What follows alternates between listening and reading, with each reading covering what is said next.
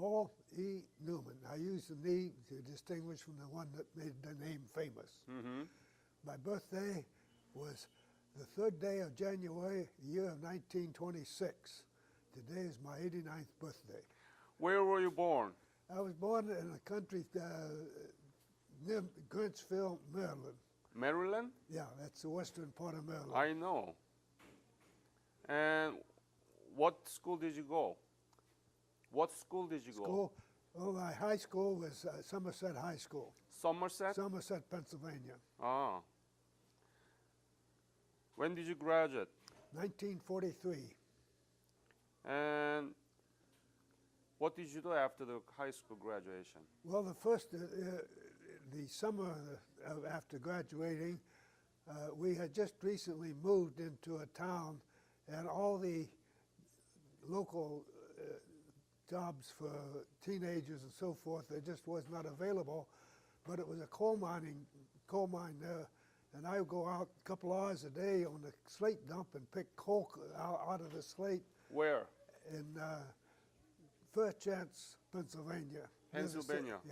Near the town of Uniontown. Uh-huh.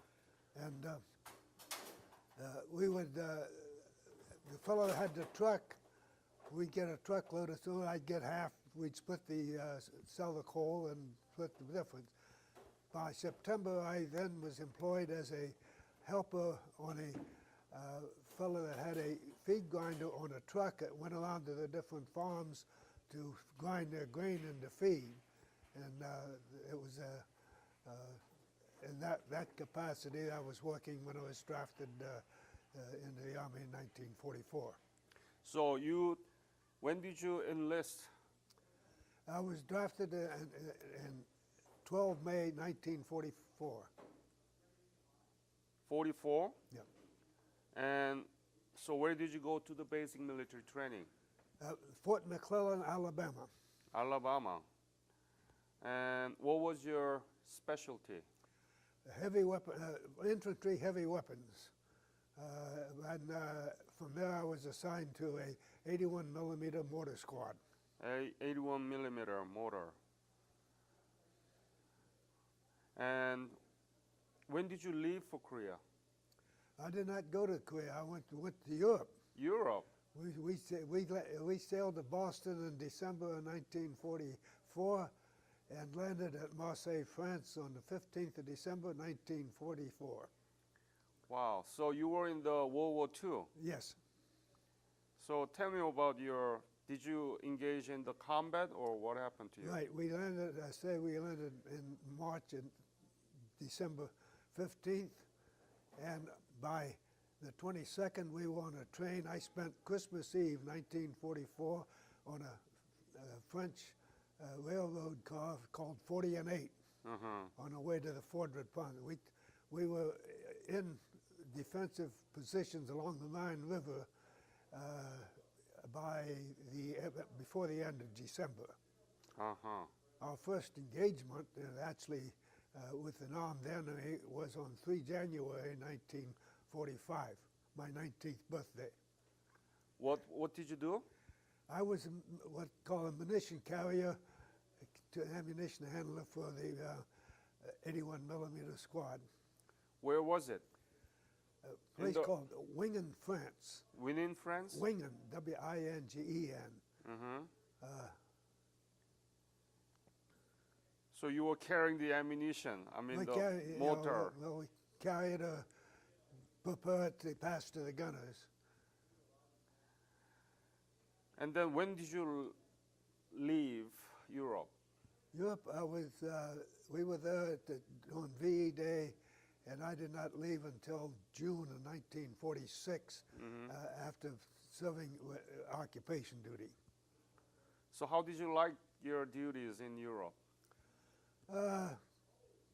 The best way that I guess I can explain it is what I told my dad after I got home. He says, "What was it like being in the infantry?" I said, "At the time, to me, it was just another day's job. It was what I was told to do, and it was just another day's work." Did you like your service there? Nah, I didn't dislike it, but it wasn't too bad. It was because it was everybody else there, just the thing we did. And How did French people treat you? American soldiers? well, we were treated well. We had very little, at first we had very little relations with civilians, and even in Germany, only during the occupation did we begin to intermingle with the German people. By that time, for the occupation duty, I had been brought into the orderly room as just as a clerk, and eventually the unit mail clerk, pick up the mail, and which was much more interesting than training with a gun. So, after you came back from Europe, what did you do? Well, I got a job as a civil service in the Social Security Administration in Baltimore, Maryland. From there, I applied and was accepted for a position with the Department of the War. It was at that time it was War Department, and later become the Department of the Army, for a base post office in Yokohama, Japan, as a mail handler. Yokohama? Yeah. When did you leave to Japan? Oh, I spent the next 42 years in Japan, off and on, with home leave and so forth. So you were working as a civilian officer in the post office of the U.S. Army in Yokohama? Yes. Okay. From when to when? From April of 1947 until June of 59. 59. Yep. So when you were in Japan, you heard about the breakout of the Korean War. When the Korean War broke out, it was directly impacted because the major workforce for the base post office was active duty military, was Army. The civilians were limited to positions of clerk, window clerk, and so forth. And I would say quite a few if not half of the military personnel were detailed to Korea, sent to TDY. And giving an example of actually there was the impact. One of the NCOs that was working there I was at the time in what's called the finance section, where we provided window service to the public, and the NCOIC there was a master sergeant who had been a commissioned officer in World War II and was reverted back to enlisted status. But when the Korean War broke out, he was recalled as a captain, and he established what is known as the first base post office, and took them to Korea. And I'm almost sure that he left Korea as a major. But many others military went originally on a 90-day TDY, but they were either permanently reassigned or transferred elsewhere. What was your main job in Yokohama as a civilian officer on the U.S. Army post office? Well, at the time of the Korean War broke out, I was basically what they call a money order clerk. I would write and issue money orders, postal money orders. And then For whom? for the military people, APO people, military and civilians who had APO privileges. What is APO? Army Post Office. Okay. So you were writing and taking care of money orders. Right. We were basically an extension of the United States Postal Service, but we were appointed as military postal clerks. Okay. And worked for the Army, not the post office. Right. So many soldiers from Korea wrote letter back to their family and their people. Did that mail go through your office? Most of it, yes. Most of the base post office in Yokohama's main function was to receive mail from the United States, either by air through the airport or by ship through the port at Yokohama, and collect the mail in Japan and we ship it to the States. And for Korea, a lot of it, at the time of the Korean War started, the communications from Korea, it came to Yokohama to Korea and back to Yokohama. Later on, some of it went direct to Korea. But most of the mail that was to and from Korea at that time flew through our office. That's the office that actually received the letter from the Korean peninsula and then send it back to the state and the other way around. Yeah. Wow, you played a very important role, right? Right. The letters at the time for the soldiers and their family was the most important communication tool. Right. By the fall of 1950, we had, when the Chinese started to fall back, during the Pusan perimeter deal, a lot of the mail was being held in Yokohama because it could not be delivered in Korea. It had to be held there. And then as things, after the Incheon invasion, we was able to ship it to Korea and deliver it. Then when the Chinese came across the Yule River, we had to stop the Christmas. This is before Christmas. In Christmas 1950, we were holding a lot of mail from Korea until they was able to ship it. And we, that time, I remember we had, I think, 2 train loads of mail being sidetracked in Yokohama, and was released the last week before Christmas. Was released to Sasebo for shipment to Korea. That's a very interesting story. I expected to hear from you something different from regular Korean War veterans. Yeah. And whenever I do interview, they all talking about the letters they wrote. Yeah. And I was wondering, how is it been working? And Yokohama was the hub. We were the major receipt and distribution center for postal for Japan and Korea, and sometimes Okinawa. We were the headquarters in Tokyo, which was GHQ at the time. Their postal mission covered the entire Pacific, and we covered Japan and Korea originally until, and by, as I mentioned before, the master sergeant that was recalled as a captain, he has organized the first base post office and took it to Incheon, and they started to get some mail. Later on, they could get mail directly flowing into Incheon, into Korea. But originally, it all flew through us.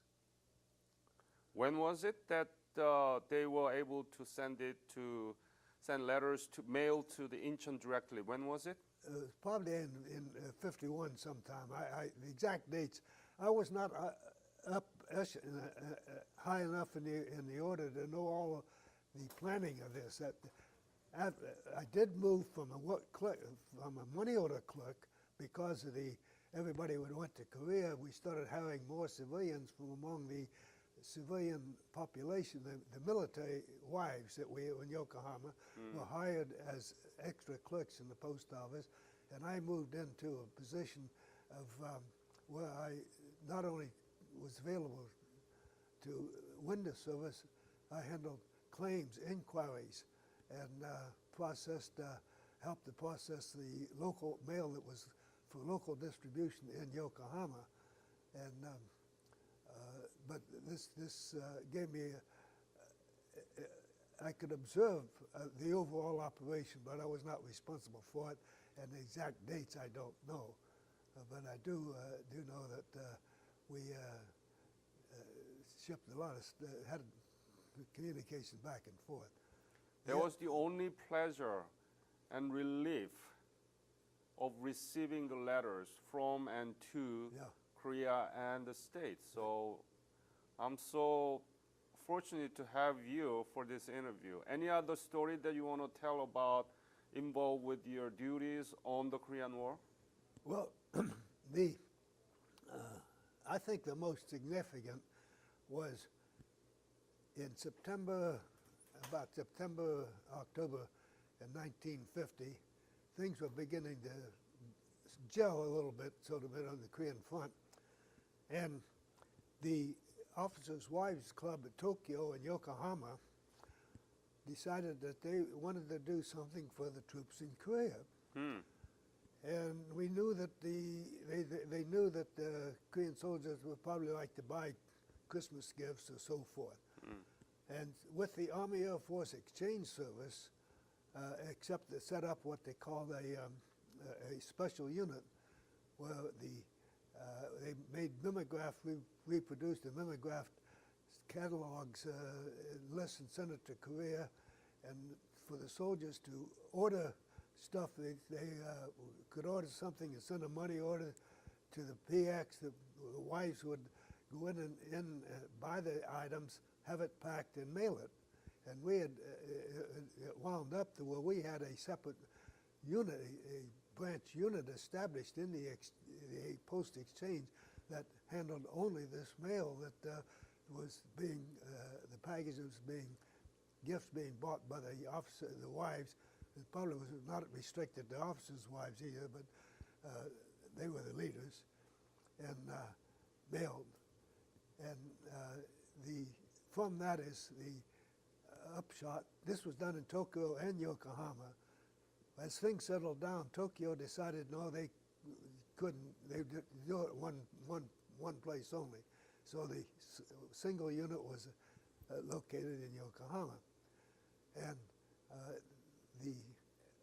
this was the birthday, actually the beginning of what is known as the Army Air Force mail order system. It's still in effect. Army Air Force Exchange, the mail order system is still alive today. They're still using it, publishing regular catalogs just like Susan Roebuck did. Army Air Force Army Air Force Exchange Service. Exchange Service? Yeah. Exchange mail order system. Yeah, well, I guess you call it. So Army Air Force mail order system. Yeah. Okay. So soldiers look at the list of items and they order it, and then this wives club in the Tokyo and Yokohama began to send those to the soldier. Right. And I wound up being in the unit that was accepting these packages, and some of the requests would come in from Korea. The soldier would say, "Here's $50. If you give him $50 money order, the wife is the girl's the wife is the recipient was such an age, blonde, size, approximate size, whatever you think she'd like." So soldiers paid for that, right? Oh yeah, They paid, and this wives club taking care of that. And the gift for whom? The soldiers or the family? The gift would be for the family. What was the most popular items for soldiers to order for their family? Do you remember? Gee, I'm not sure. Okay. I can't exactly know that. Yeah. One of actually many times that we would, in the post office, what we people, even the soldiers in Japan, were buying Japanese Chinaware, Noritake China, and things of that nature, or other souvenir-like items. Thank you very much for doing this interview with me.